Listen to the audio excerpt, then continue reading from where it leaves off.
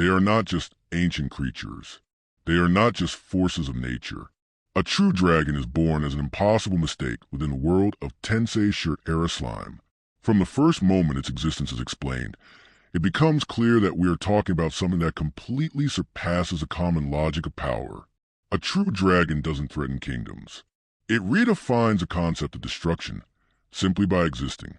In the Tensura world system, everything has a hierarchy. Monsters, demon lords, awakened beings, spiritual beings. But true dragons don't belong to this chain. They are outside of it. They are fundamental entities, direct manifestations of the world's laws, existences that cannot be classified simply as living or dead. Unlike any other being, they cannot be truly destroyed. When their bodies are annihilated, their essence remains, awaiting the moment to rebuild. Destruction for them is never definitive. It is only an interval. The energy that sustains a true dragon is so immense that it distorts its surrounding environment without conscious effort. Its constant presence releases such an extreme amount of magical energy that ordinary monsters simply cease to exist upon approaching. It's not attack, it's not defense. It's existential pressure. The world must adapt to their presence, or it will be crushed. Cities, armies, or entire civilizations are not real obstacles because they were never designed to face something that operates at this level. Each true dragon represents an absolute aspect of the world.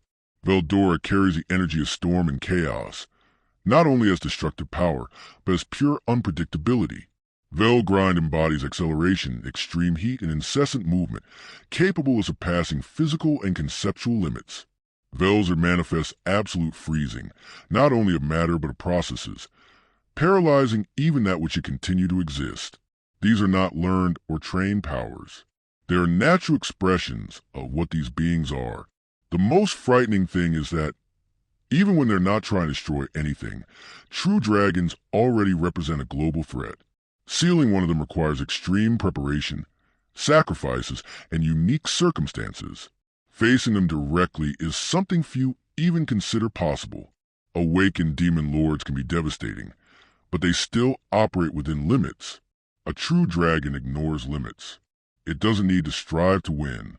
It simply acts, and the world tries to survive the consequences. It is at this point that Tensura's narrative becomes even more fascinating.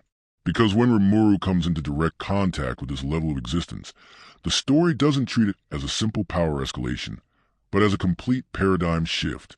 What once seemed absolute begins to be questioned, and the reader begins to understand that true terror lies not only in destructive force, but in what happens when someone comes to understand it, analyze it, and eventually control it. If you are now noticing how Tensura carefully builds power, respecting internal rules and real consequences, perhaps this is a kind of analysis worth following more closely. Liking and subscribing at this moment doesn't sound like a request, but like a silent agreement between those who enjoy understanding what lies behind the chaos. In the end, a true dragon isn't destructive because it wants to be. It's destructive because the world wasn't made to contain it.